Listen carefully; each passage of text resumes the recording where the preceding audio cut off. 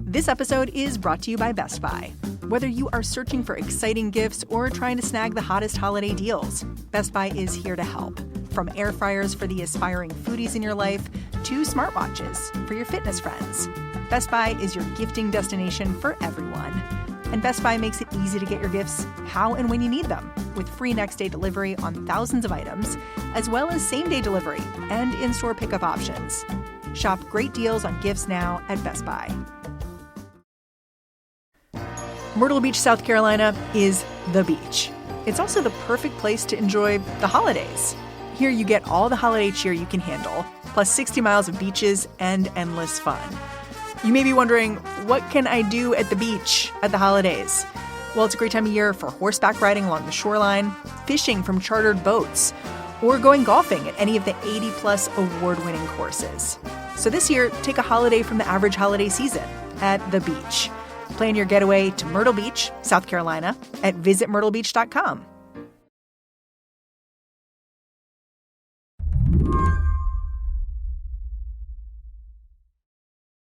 There have been so many videos of protests posted in China over the last few days that reportedly the government can't seem to take them all down.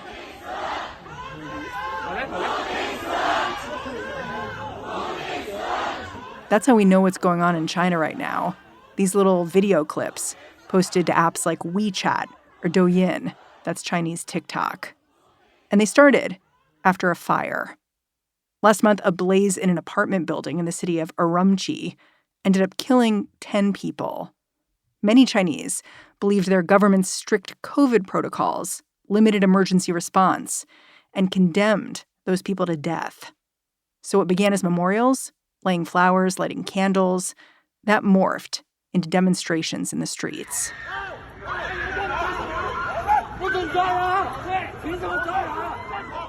Here, the call and response is, we want to be citizens, not slaves.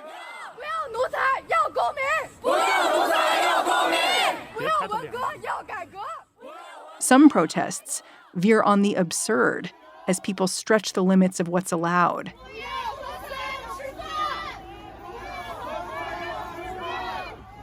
Instead of carrying signs, some hold up blank sheets of paper. One man carried a bouquet and dared the police to stop him. I'm holding flowers, he says. Is that a crime?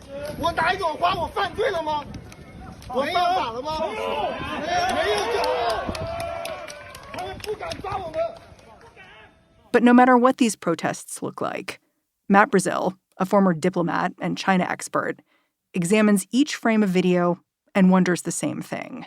I wondered as I was watching all of this if people realized that their phones that they were all holding up with the lights on in order to commemorate the deaths in Urumqi, whether they realized that those phones they were holding were giving away everything they were doing. These protests impress Matt. He never saw anything like them when he lived in China. He just can't help but think about what happens next. The thing that's going to happen now is that the public security bureaus in the cities affected are calling people in to have them explain what they were doing during the protests, to name other people. And also they're having people sign statements saying they'll never do it again. And then they will release them unless somebody has been identified as a leader. In that case, they'll be bundled off to jail and put on trial, almost certainly. Some of these protests seemed pretty large. That seems like a lot of work for the Chinese government to do. Will they be able to complete it all? They will. They have the technology. They have the people power to get this done. And the next thing that could happen, to go into the worst case scenario, is they call in a much different organization. That organization is called the PAP, or the People's Armed Police.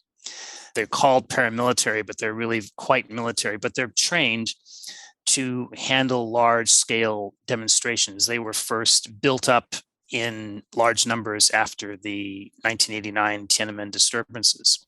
What you seem to be saying is that this could get violent. It could, yeah. Do you think these protesters knew what they were getting themselves into? No, I'm afraid not. Because in China, the lives of everyday people are actually pretty good if they're in China's emerging middle class. And if they behave. And if they behave, yeah. Today on the show, how COVID lockdowns led to protests that are shaking China. I'm Mary Harris. You're listening to What Next? Stick around.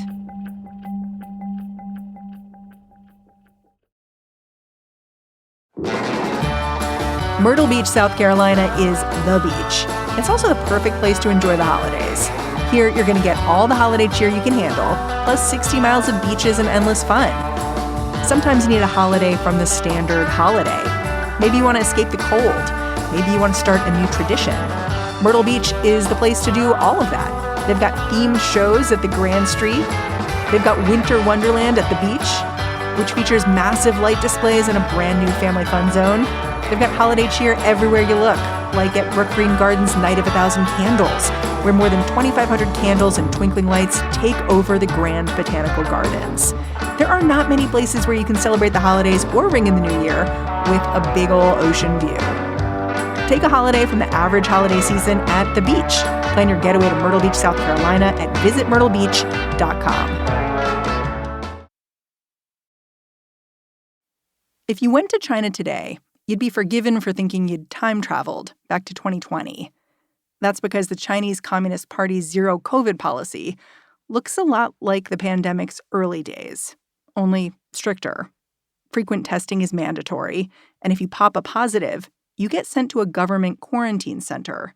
Intermittent lockdowns keep even healthy people trapped at home, unable to go out and buy basic necessities.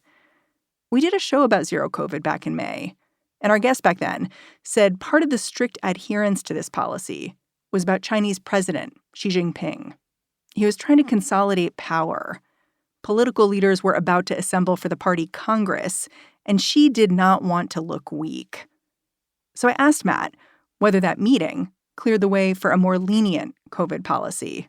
His answer, absolutely not. At the 20th Party Congress, Xi Jinping did two basic things. One is that he cemented his rule in a third term so that there'd be no challenge to this unprecedented third term in modern times anyway. And the other is that he made it very clear when the former leader Hu Jintao was suddenly shuffled off the stage without any respect being paid to him at all, in a humiliating fashion. He made it very clear that previous experiment with consensus rule in the Communist Party, where the general secretary was a first among equals, that era is over and that we have returned to one-man rule. There was a protest, right? Having to do with COVID lockdowns and what was happening at the Congress. A banner was unfurled. Yes, the banner on the bridge. Tell me about that. What happened? And what happened to the person who unfurled it? Do we know? I believe that person was almost immediately arrested. His banner called for the same sorts of things that we hear from the protesters. No more testing, freedom of movement, no more lockdowns, no cultural revolution. It's interesting because at the party Congress, I believe, you'll correct me if I'm wrong, one of the things that Xi Jinping did was elevate the person who had been in charge of the Shanghai lockdown, which had been so controversial. Is that right? Yes, that's right. The thing about Xi Jinping's rule is that he rewards obedience and he rewards sticking to the program no matter what are the hardships, which is a classic Chinese communist view of how to get through problems. Keep your nose to the grindstone. Don't worry about hardships. In the end, the party will make things right.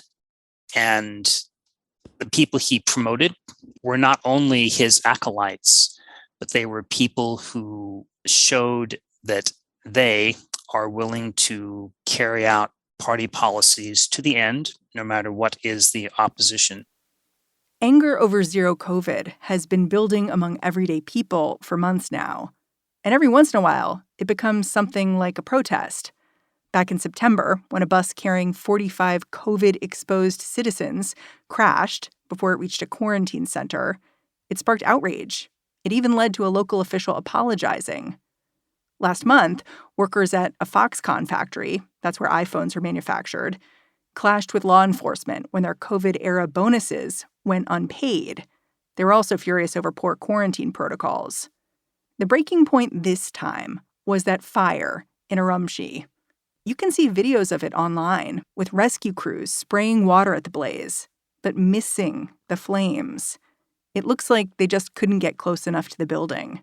It seems on the surface as if this building was locked down and that barriers had been erected around the building. And as you say, the fire trucks couldn't get close enough. And the difference in the situation between here and there, China in general, in this case, Urumqi, is that in an American city or Western European city, the police and the fire department are important central core businesses of the city. If the police need to get something done, they're in charge and they get it done. But in China, the party is in charge of everything. Political considerations trump almost everything else, including, hate to say it, but including human lives. And I would speculate that what was going on there is that the fire department wanted to get closer in, wanted to break down the barriers that were probably up, but the local party authorities told them, no, you can't do that. That is under lockdown. You have to just make do with fighting the fire from a distance. 10 people died there. How did news spread of what happened? Because it just doesn't seem like something that the Chinese government would want to make known in any way. It didn't spread through the official press, certainly. It didn't even spread, I think, through one of the most independent parts of the press, which is called Caixin, an economic publication. However, it was available through foreign sources, and the use of virtual private networks is widespread in China. It's technically illegal, and people are occasionally sanctioned for using a VPN. But the number of people using VPNs at this point is so huge that it's probably difficult to control, and it may be that the government has made a decision not to crack down on that practice because it would be extremely unpopular if they did. However, this situation may have changed that. So when did the protests begin? They began last Thursday in the wake of the fire. Did they start in Urumqi itself? I think they started in other cities. And one thing that I haven't seen mentioned in Western accounts about all this is that I think that one of the major motivations of people at these demonstrations is that they can just envision themselves being in that situation where they're in a building, it's been locked down, there's a fire, the fire department can't get in to fight it. Because so many people have been locked down, so they know what that's like. Yeah, so I think that people see themselves in that situation unless things change. And indeed, the party ain't stupid, and it appears that they have concluded that local officials who want to prove how tough they are by following the COVID lockdown policy to the letter and maybe going beyond it, that's not useful, that this is causing a problem. It's causing problems all over the country. And so there have been hints that the party is going to loosen up some of those controls.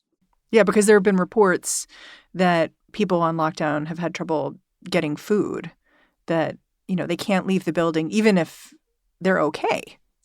Yeah, there have been reports of people having their doors welded shut, et cetera. It's kind of ridiculous. But this is a continuing problem of a system where resolutely following the policy and fighting to the end is the standard that officials are held to, particularly under Xi Jinping. Do you think part of what people in China are seeing as they protest is that COVID cases are surging? We're going into winter, and they just might be looking at a whole new winter of lockdown. And they've seen this movie before, and they don't like how it goes. Yes, I think that's true. And people also probably realize that the latest strains of COVID are far more infectious.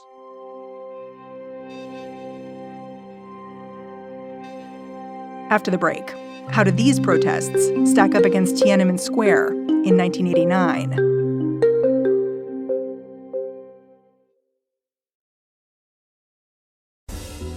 This episode of What Next is brought to you by Season 3 of The Relentless, a podcast from Slate Studios and Century 21 Real Estate. If you're an entrepreneur, you know just how challenging it can be to run a business. It can feel like there are insurmountable hurdles at every turn. So, how can you cut through the noise and use those obstacles as fuel for new opportunities? This season of The Relentless teaches you how to move fearlessly. Join author, entrepreneur, and returning host Kristen Meinzer as she talks to everyone from athletes to CEOs who share how they have used strength and motivation to find success in the face of adversity. Be sure to check out the first episode, where you'll learn how venture capitalist and author Catherine Finney became one of the first Black women to have a successful 7-figure startup exit. Whether you work in sales or are simply interested in what it takes to transform fear into inspiration, The Relentless will inspire you to take that leap and move fearlessly. Season 3 of The Relentless is out now. Listen and subscribe wherever you get your podcasts.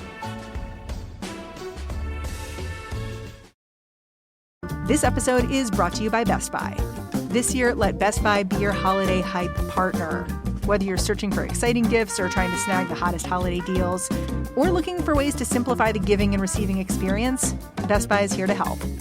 Best Buy's got the best assortment of impactful tech gifts, along with fast and free fulfillment options and great deals all season long. Maybe you're looking for an air fryer to help the aspiring foodie in your life unlock new recipes, or perhaps a new phone or camera for an aspiring filmmaker who's turning their passion into a side hustle. Maybe you're on the hunt for a new smartwatch to support a friend's wellness journey. No matter what you're looking for, Best Buy is your gifting destination for everyone on your list. And Best Buy makes it easy to get your gifts how and when you need them with free next-day delivery on thousands of items, as well as same-day delivery and in-store pickup options. Shop great deals on gifts now at Best Buy.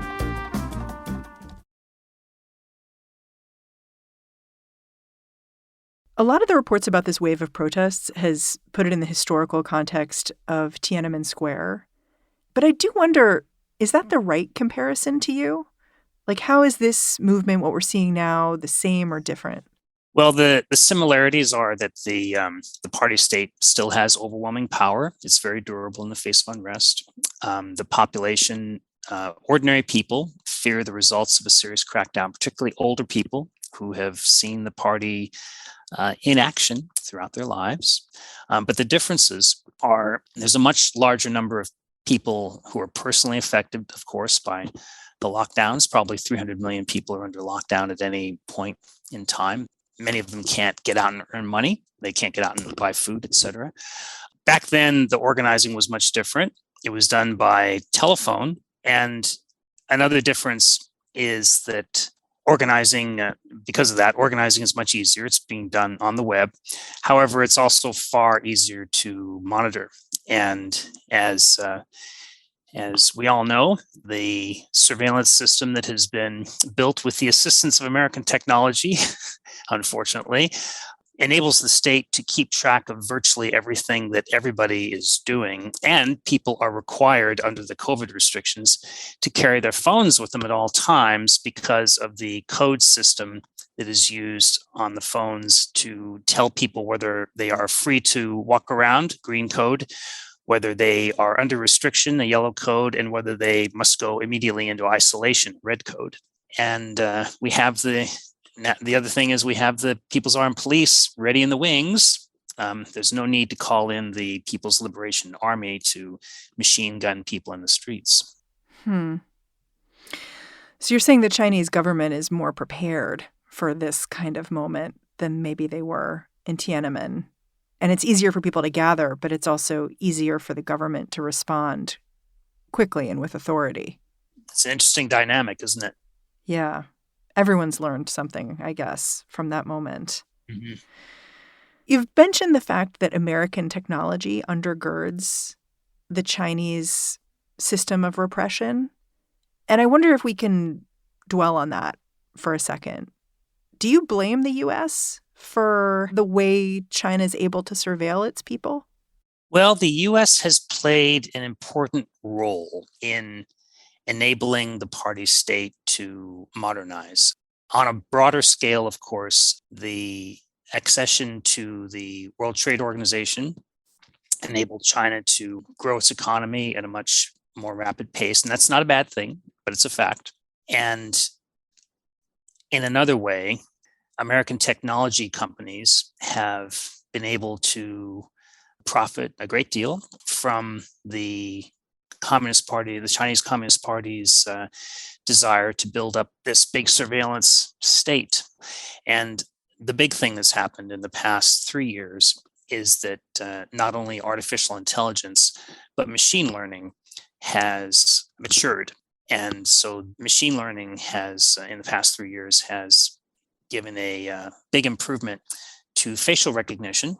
And facial recognition technology is the key that allows the police to see exactly what everybody is doing at any time of the day.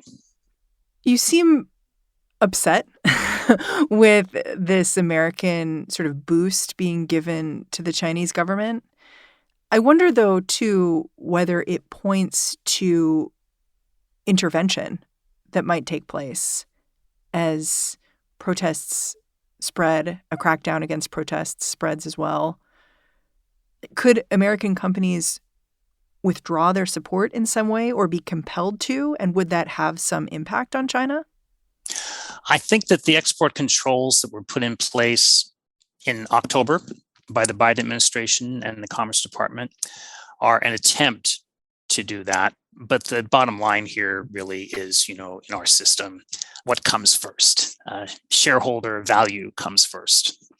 And shareholder value comes from quarterly results. So American companies operating in China, they don't look at the long term. They don't look at national interests. They don't care. Frankly speaking, I've heard. I used to work in high tech. I'm not going to name which companies, but I've been involved in conversations where I have said, "Aren't we a little bit worried that maybe our stuff will be used to kill American sailors in the South China Sea one day?" And the answer is there something wrong with you? Do you have a fever? Not our problem. Not our problem. You've noted that one thing to pay attention to in China right now is the fact that the Chinese government initially seemed taken by surprise by these protests. Why is that important, and what does it tell you?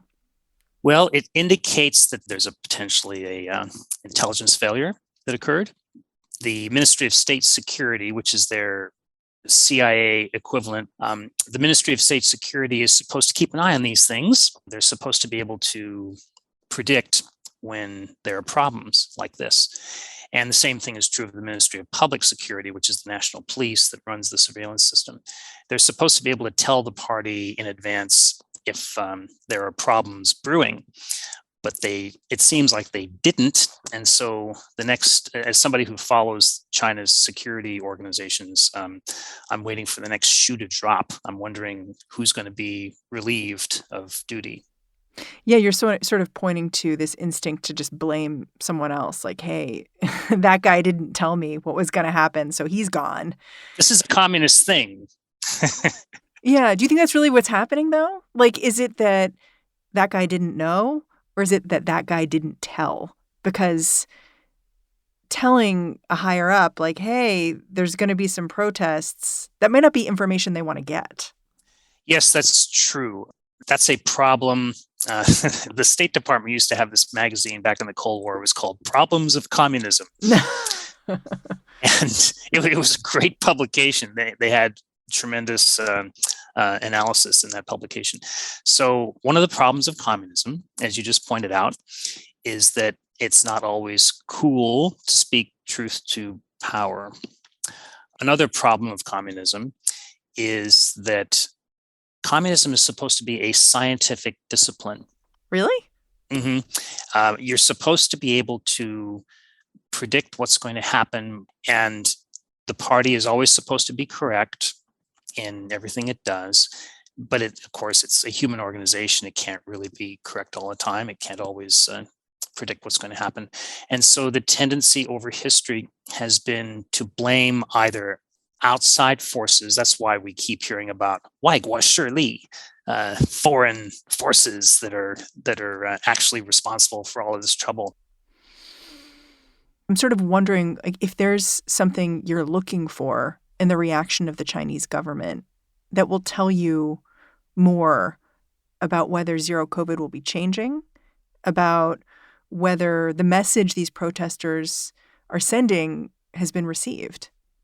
I'm hoping that the party, Xi Jinping would have to make this decision, decides to stop being ridiculous about vaccines and admit that the vaccine they're using in China has very limited effectiveness. It's not good enough for the situation.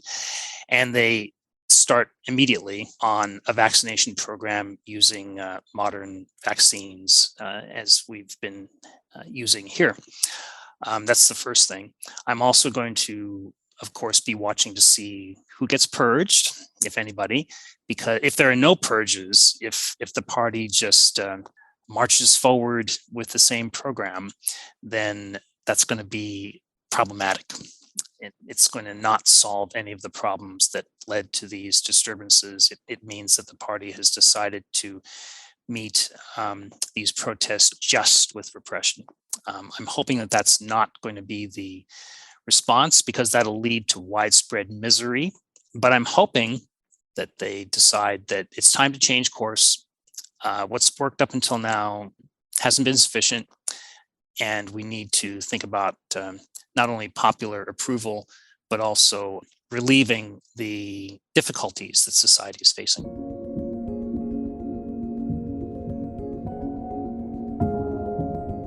Matt Brazil, I'm really grateful for your time. Thanks for coming on the show. My pleasure. Thank you.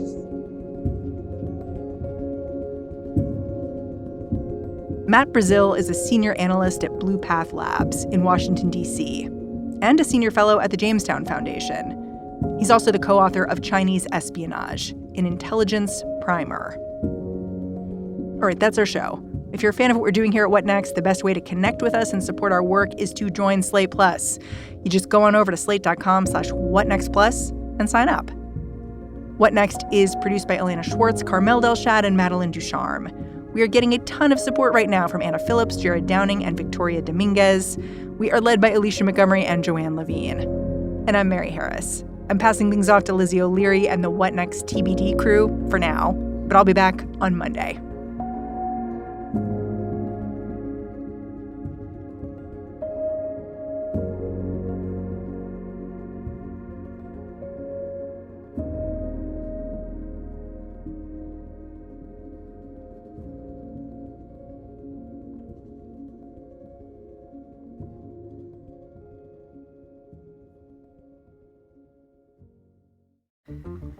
This episode is brought to you by Best Buy. Whether you are searching for exciting gifts or trying to snag the hottest holiday deals, Best Buy is here to help. From air fryers for the aspiring foodies in your life to smartwatches for your fitness friends, Best Buy is your gifting destination for everyone. And Best Buy makes it easy to get your gifts how and when you need them, with free next-day delivery on thousands of items, as well as same-day delivery and in-store pickup options. Shop great deals on gifts now at Best Buy. This episode is brought to you by Best Buy. Whether you're searching for exciting gifts or trying to snag the hottest holiday deals, Best Buy is here to help. From air fryers for the aspiring foodies in your life to smartwatches your fitness friends will love, Best Buy is your gifting destination for everyone on your list. Best Buy makes it easy to get your gifts how and when you need them, with free next-day delivery on thousands of items, as well as same-day delivery and in-store pickup options. Shop great deals on gifts now at Best Buy.